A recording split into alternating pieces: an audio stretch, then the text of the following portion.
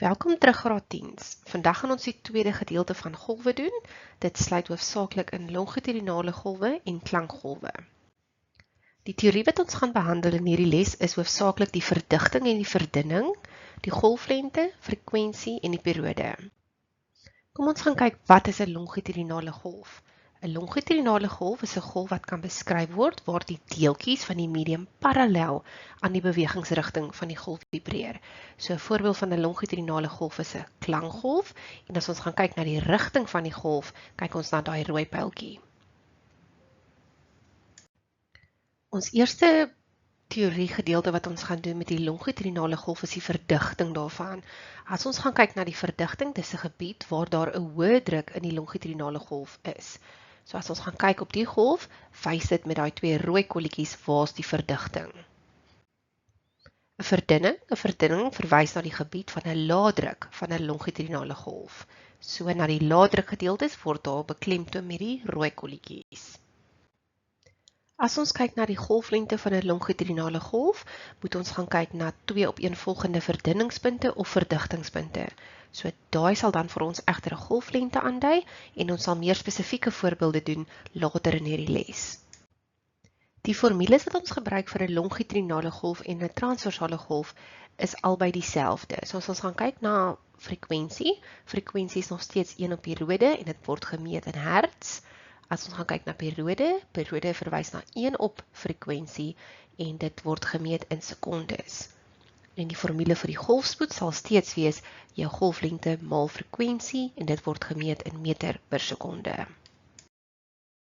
Kom ons gaan kyk na 'n paar ou vraestelle. Kom ons kyk na 1.3. Dit sê die tyd wat dit neem vir een volledige golfpuls in 'n helixsfeer is 0,1 sekonde. Die spoed van die golf is 4 meter per sekonde. Gebruik die bogenoemde en bereken die frekwensie van die golf. Soos gewoonlik begin ons met 'n formule. Ons sal begin met die golfspoedformule wat sê golflengte maal frekwensie. En omdat hulle vir ons vra bereken die frekwensie, sal ons die formule manipuleer sodat ons frekwensie kan bereken wat sê golfspoed gedeel deur golflengte. Ons kry die golf se spoed as 4 meter per sekonde, maar ons het glad nie die golflengte nie. So ek sou glad nie daai formule gebruik nie. Ek sou sê frekwensie is 1 op die periode en ons het die periode as 0,1 sekonde. So frekwensie is dan 1 op 0,1 wat vir ons C gee. Kom ons gaan kyk nou nog 'n voorbeeld. Hulle sê 'n leerling gebruik 'n slinktjieveer om die beweging van 'n longitudinale golf te demonstreer. Die slinktjieveer is aan die een kant van die muur vasgemaak terwyl dit aan die ander kant vasgehou word. Hy laat dit vibreer deur sy hand te gebruik. Vir 3.1 vra dit beskryf die handbeweging wat benodig sal word om die golfpatroon in die skets hierbo te produseer.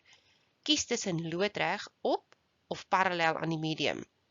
So daai is 'n longitudinale golf en ons weet 'n longitudinale golf se deeltjies van die medium beweeg parallel aan die bewegingsrigting. So die antwoord hierso is parallel. 3.2 vra gee 'n volledige verduideliking vir 3.1. So dan kan jy net die definisie gee om te verseker dat die golf waarin die deeltjies van die medium parallel aan die bewegingsrigting van die golf vibreer. So daai onderstreepte woorde is jou kernwoorde. Vir 3.3 vra hulle bereken die periode van die golf as dit 5 sekondes neem vir die versteuring om van posisie X na posisie Y te beweeg. So van posisie X na posisie Y, daar's 1 golflengte en daar's nog 'n golflengte. So van posisie X na Y is 2 golflengtes. En dit vat 5 sekondes vir 2 golflengtes, so dit vat 2,5 sekondes vir 1 golf. So die antwoord sal wees 2,5 sekondes. 3.4 vra hulle wat sal by die versteuring in vraag 3.3 gebeur onmiddellik nadat dit die muur tref. Kies uit beweeg links, beweeg na regs of hou beweeg. En ons weet as hy die muur tref, gaan hy dadelik na links beweeg. Kom ons gaan kyk na klank. Ons spesifieke teorie waar ons hierop sal fokus sal wees toonhoogte, hardheid en die kwaliteit van die klank. So kom ons gaan kyk wat is 'n klankgolf. As ons gaan kyk na toonhoogte, verwys dit eintlik na die frekwensie van hierdie klankgolf. As ons praat van hardheid, kyk ons eintlik na sy amplitude. En dan gaan ons later bietjie kyk na die kwaliteit van 'n klankgolf. Kom ons gaan kyk hierso na die hardheid van hierdie klankgolwe. Hierdie is klankgolwe wat afkomstig is van 'n stemvink wat deur 'n oscilloskoop waargeneem was. Ek wil hierso graag krediet gee aan Doxianta wat hierdie voorbeeld in hulle boeke het. So as ons gaan kyk na golf A, daar is ons sy rusposisie en daar is ons sy amplitude. As ons die blokkies tel, is dit 1, 2, 3, 4 blokkies. As ons kyk na B, is dit sy rusperiode of sy ewewigsposisie en daar is ons sy amplitude 1, 2 blokkies. As ons gaan kyk na C, daar is ons sy ewewigsposisie 1, 2, 3 blokkies, so sy amplitude is 3. So C wys vir ons dat hy die tweede hardste is, maar die hardste klank hierso is golf A. Nou wil ek weet wat is die hardste van hierdie twee klankgolwe tussen A en C. Ek wil weer eens krediet gee aan Doxianta wat hierdie in hulle boeke het. So as ons gaan kyk na golf A, daar is ons sy ewewigsposisie, en daar is ons sy amplitude, en daar is ons nog 'n amplitude na die positiewe kant toe. En as kyk na C, daar is ons sy ewewigsposisie en sy amplitude is definitief groter.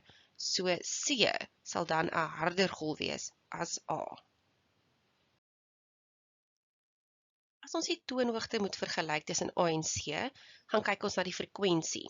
So frekwensie sê vir ons die aantal golwe per sekonde. So as ons gaan kyk na A se frekwensie en C se frekwensie, daar is die aantal golwe in A en daar is die aantal golwe in C en ons verneem dat beide van hulle 1 sekonde neem. Kan ons sien dat C se frekwensie definitief laer is as A se frekwensie.